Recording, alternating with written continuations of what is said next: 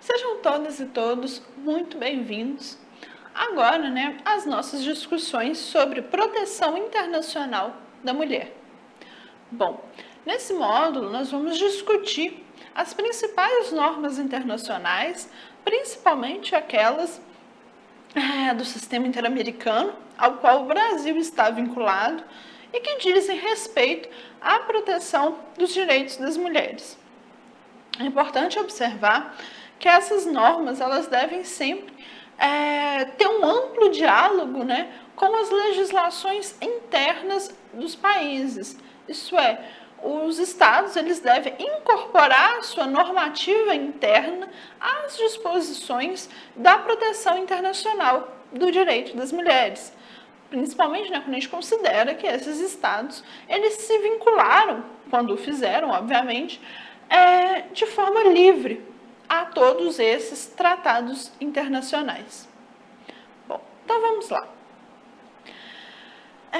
Inicialmente, a gente precisa considerar todo o arcabouço internacional de proteção dos direitos das mulheres como um arcabouço muito multifacetado, que vai envolver diversas demandas de reconhecimento e igualdade, por exemplo, incluindo temas variados, como o direito à igualdade formal, a liberdade sexual e reprodutiva, o fomento à igualdade econômica, a redefinição de papéis sociais, naquela discussão entre o âmbito privado e o âmbito público, a esfera pública, o direito às diversidades sobre muitas perspectivas, dentre elas as de raça e etnia, e também o acesso a uma justiça integral e restrita que seja sensível às discussões de gênero. Então, todos esses elementos estão incluídos nas discussões na seara internacional em matéria de proteção dos direitos das mulheres. Mas essa inclusão também não aconteceu de um dia para o outro, é uma inclusão que ocorreu de modo gradual e também muito lento. E nós também não podemos falar na existência de uma história linear da proteção desses direitos. Antes, pelo contrário, é uma história que está continuamente sujeita a tensionamentos e, por isso mesmo, sujeita a avanços e retrocessos. Então, a proteção internacional do direito das mulheres é uma história do direito internacional ainda em construção. Existem importantes tratados internacionais sobre a matéria, mas a cada dia a compreensão sobre esses tratados vai evoluindo e se desenvolvendo. Assim como a própria incorporação desses dispositivos internacionais às normas internas de cada Estado. Bom, e aqui, quando a gente fala da proteção internacional do direito das mulheres, nós precisamos estar atentos a uma questão, que tradicionalmente, os organismos internacionais eram compostos por homens. Naturalmente, esse cenário vem se alterando progressivamente, como consideramos, por exemplo, as políticas das Nações Unidas de ter um staff, de ter uma equipe composta 50% por homens e 50% por mulheres. Mas nem sempre foi assim. Assim como também os líderes dos estados e os representantes dos estados, de forma geral, também são majoritariamente homens. Então, aqui nós já vemos na discussão da seara internacional uma dificuldade de se ter uma sensibilidade à pauta dos direitos das mulheres. E é por isso que é importante considerarmos a atuação de organismos não governamentais e de grupos de mulheres como elementos de pressão de estados e de organismos internacionais para que temas, né, relacionados aos direitos das mulheres começassem a ser incorporados na seara internacional da proteção dos direitos humanos. E aqui a gente tem alguns eventos marcantes, como, por exemplo, a criação, né, da primeira agência intergovernamental dos direitos das mulheres, que foi a Comissão Interamericana de Mulheres, criada em 1928. Ela foi criada apenas após 5 anos de lobby da Associação Pan-Americana para o Progresso da Mulher. Então, nós temos aqui uma atuação direta, né, da sociedade civil organizada na alteração das normas internacionais em matéria de direitos humanos, especificamente para atender à proteção dos direitos das mulheres. Outros exemplos dizem respeito à campanha internacional das mulheres nos anos 20 e 30, né, 1920 e 1930, que abriu caminho para o desenvolvimento, após a Segunda Guerra Mundial, de mecanismos internacionais sensíveis à temática, incluindo, em 1946, a criação da Comissão da ONU sobre o Status da Mulher, que, né, era um órgão da ONU responsável, né, por analisar o progresso dos estados em matéria de direitos das mulheres.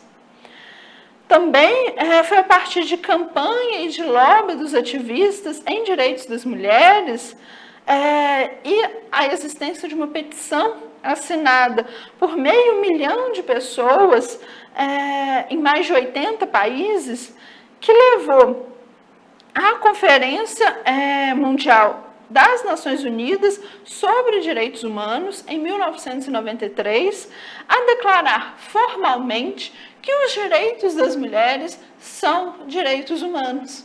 Então, aquele slogan que frequentemente aparece, né, em movimentos feministas ou femininos, né, nos dois, que diz direitos das mulheres são direitos humanos, foi, né, um tema que já foi reconhecido pelas Nações Unidas, mas só o foi a partir de pressão popular, de pressão da sociedade civil para que isso acontecesse. Isso quer dizer que atualmente os organismos internacionais permanecem insensíveis às demandas de gênero? Não. Mas, como eu disse anteriormente, é uma matéria em contínuo tensionamento. Então, existem, né, posicionamentos para os dois lados. Tantos que defendem a necessidade de uma maior abrangência e uma compreensão mais ampla do direito das mulheres, como aqueles que têm uma perspectiva talvez mais formalista e mais limitada. O que também, né, depende de diversos fatores culturais que também, né, influem nesses posicionamentos. Bem, hoje em dia, a proteção dos direitos das mulheres na seara internacional, ela dedica atenção principalmente a 3 temas. O primeiro deles é a discriminação contra a mulher, que tem, né, uma compreensão muito ampla, uma discriminação contra a mulher nos mais diversos meios, na família, no trabalho, na convivência social, enfim, são diversas as abordagens que esse aspecto da discriminação da mulher pode ter. Depois nós temos a questão da violência contra a mulher. E aqui a gente destaca, por exemplo, a utilização de violência sexual contra a mulher em conflitos armados, que é uma prática que infelizmente ainda se mantém em alguns casos, ou também casos de violência doméstica. A legislação internacional também se preocupa com esse fenômeno, que é, né, um dos casos mais comuns uma das hipóteses mais comuns de violência contra a mulher e que ocorre em praticamente todos os estados, em maior ou menor número, mas é um tipo de violência que não escolhe classe social, não escolhe formação, não escolhe etnia. Então, é um desafio para a comunidade internacional como um todo. E o quarto elemento diz respeito aos direitos sexuais e reprodutivos das mulheres, que também, têm estado intensivamente presentes na agenda de discussão internacional. Bom, vejamos então alguns tratados internacionais, a lista aqui não é exaustiva, mas alguns dos principais tratados internacionais que vão dizer respeito ou especificamente aos direitos das mulheres, ou então são tratados mais genéricos, mas cuja aplicação também demanda um olhar transversal de gênero e, por isso, traz reflexos para a proteção dos direitos das mulheres. Primeiro, no que diz respeito às normas gerais de proteção dos direitos humanos, a primeira a ser destacada é a Declaração Universal dos Direitos Humanos de 1948.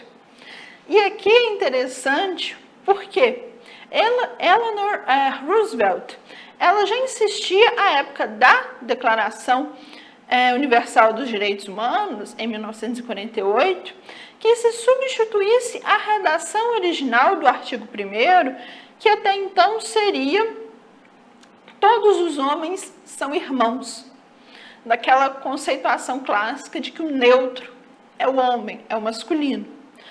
Bom, então, seguindo a sua proposta, a redação do artigo 1º da declaração ficou como: todas as pessoas nascem livres e iguais em dignidade e direitos. São dotadas de razão e consciência e devem agir em relação umas às outras com espírito de fraternidade.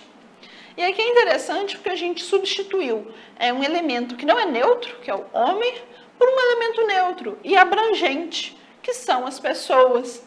Então aqui a gente já tem a inclusão das mulheres nesse rol de da Declaração dos Direitos Humanos.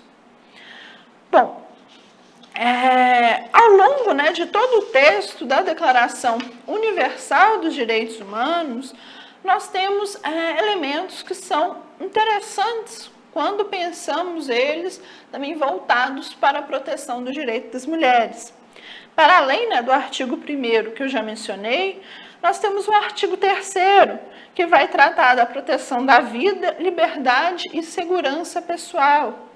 Nós temos o artigo 5º, que diz respeito à proibição da tortura, tratamento ou castigo cruel, desumano ou degradante. Nós temos também o artigo 9º, que vai falar da proibição de prisão, detenção ou exílio arbitrários. Ou o artigo 12, que vai dizer respeito à proteção do direito à privacidade, honra e reputação. No artigo 18 e 19, nós temos a proteção da liberdade de pensamento, consciência, religião e liberdade de expressão de forma geral. Então, esses artigos que eu citei a título exemplificativo, eles contribuem muito quando nós vamos pensar em direito das mulheres. Mas é interessante pensar que não foi suficiente a existência de uma normativa internacional que diz respeito à vedação da tortura, por exemplo, ou que diz respeito à proteção da vida ou da liberdade de expressão. Foi necessário ainda a criação de mecanismos internacionais específicos que tratam desses direitos relacionados às mulheres. É o que vamos ver daqui a pouco. Bom, e em 1966 nós tivemos, né, os dois pactos. O Pacto Internacional sobre Direitos Civis e Políticos e o Pacto Internacional sobre Direitos Econômicos, Sociais e Culturais. Aqui, a título, né, de breve explicação, os direitos civis e políticos foram considerados autoaplicáveis, aplicados imediatamente, enquanto os direitos econômicos, sociais e culturais foram considerados como de realização progressiva. E esses dois tratados também, né, permitiram a criação do Comitê de Direitos Humanos, que é o órgão encarregado de receber e processar reclamações envolvendo violações de direitos humanos.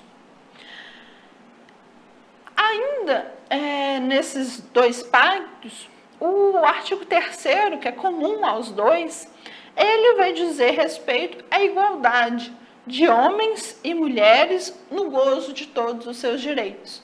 Então, o artigo 3º dos dois pactos é expresso, né, ao tratar dessa igualdade de mulheres e homens.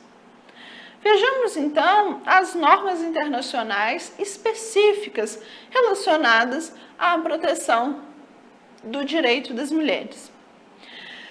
A primeira delas é a Convenção sobre os Direitos Políticos da Mulher, que é de 1952, e foi ratificada pelo Brasil em 1963.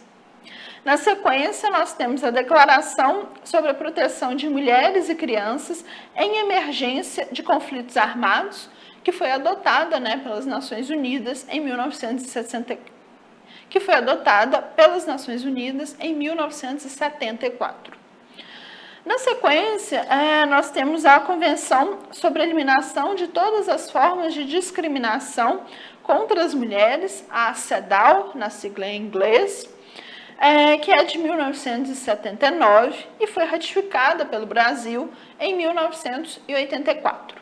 Na sequência, nós ainda vamos discutir com mais detalhes essa convenção, que é a principal convenção quando pensamos na proteção global dos direitos das mulheres. Na sequência, nós tivemos a Declaração sobre a Eliminação da Violência contra a Mulher, que foi aprovada pela ONU em 1993. Essa declaração ela veio a partir de considerações de que a convenção, a CEDAW, ela não tratava especificamente de violência contra a mulher, ela tratava de quadros de discriminação. Apesar do próprio comitê da CEDAW posteriormente ter reconhecido que a violência contra a mulher é uma forma de discriminação contra a mulher. Então, a Declaração de 1993, ela, assim como a Convenção de Belém do Pará, que é a Convenção Interamericana para prevenir, punir e erradicar a violência contra a mulher, ela vai trazer em seu corpo a definição, né, do que seria essa violência contra a mulher. No sentido de que a violência contra a mulher trata-se de qualquer ação ou conduta baseada no gênero, que cause morte, dano ou sofrimento físico, sexual ou psicológico à mulher, tanto na esfera pública quanto na esfera privada, nos termos do artigo 1º da Declaração. E aqui, a violência que tem como base o gênero, ela é uma violência dirigida contra uma mulher por ser mulher. Essa é uma discussão que a gente já teve quando foram trabalhados os temas relacionados ao feminicídio. Então, é uma violência contra a mulher causada diretamente por sua condição de mulher, por ela ser mulher. E aqui ela vai refletir também relações de gênero que são, né, historicamente desiguais. Bom, na sequência nós temos a Declaração e Protocolo de Ação de Pequim, de 1995, que foi, né, no marco da 4ª Conferência Mundial sobre a Mulher. Essa declaração, ela também influenciou diretamente os debates no Brasil sobre a reserva de vagas nas eleições. Vocês podem observar que há uma coincidência da 4ª Conferência Mundial sobre a Mulher, em 1995, e o início das discussões sobre as reservas de vagas no Brasil, que também, né, ocorreram na mesma época. Na sequência, nós temos, então, o protocolo opcional da CEDAW, da Convenção sobre a Eliminação de Todas as Formas de Discriminação contra as Mulheres, que é de 1999, e que foi ratificado pelo Brasil em 2002.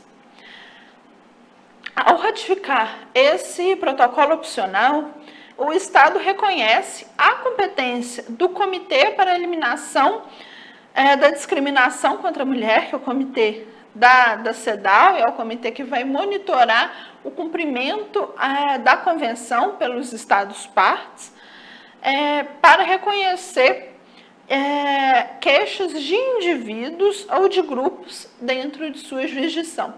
Então, é isso que o protocolo adicional trouxe para incrementar a CEDAW.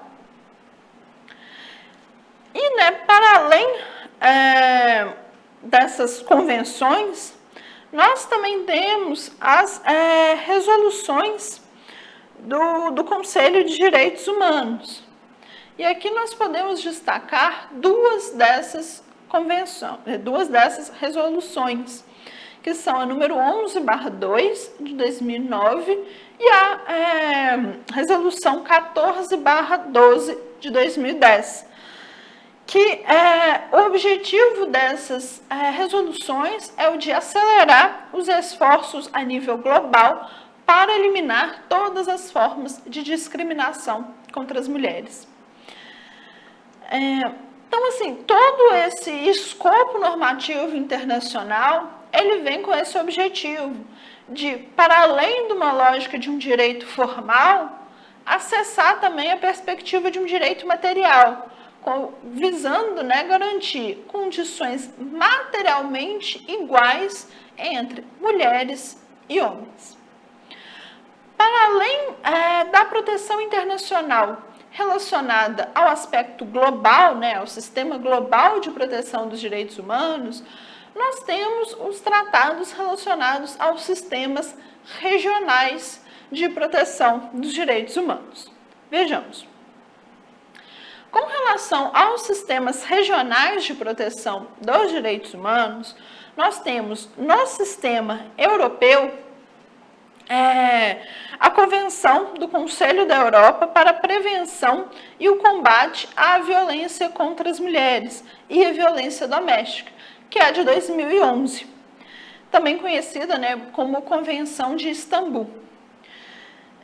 Esse tratado ele tem sido descrito como o tratado mais abrangente no que diz respeito à proteção das mulheres em relação à violência doméstica, considerado até mais avançado do que a Convenção de Belém do Pará.